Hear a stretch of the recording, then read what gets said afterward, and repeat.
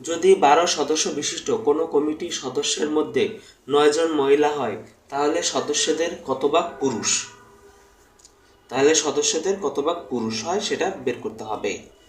তাহলে এখন মোট সদস্য হচ্ছে 12 জন, তাহলে শতকরা হার বের করতে হবে পুরুষ।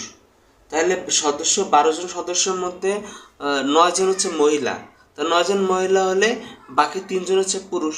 তাহলে এখানে লিখি 12 থেকে 9 বাদ দিলে হয় 3, তাহলে 3 জন হচ্ছে পুরুষ। তার মানে 12 জন পুরুষ মহিলার মধ্যে 3 জন হচ্ছে পুরুষ। তো এই 12 জনের মধ্যে 3-এর শতকরা হার কত সেটা বের করতে হবে।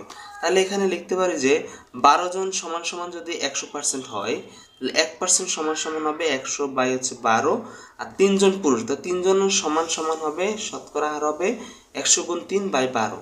তো 3 4 12, আর এখানে 4 25 100, তাহলে এখানে হয় 25%। তা 12 জনের যদি 100% হয়, তা 3 জনে হবে 25%। তাহলে এখানে পুরুষের শতকরা হার হচ্ছে 25%। তো এখানে 25% হলো এখানে এই প্রশ্নের উত্তর।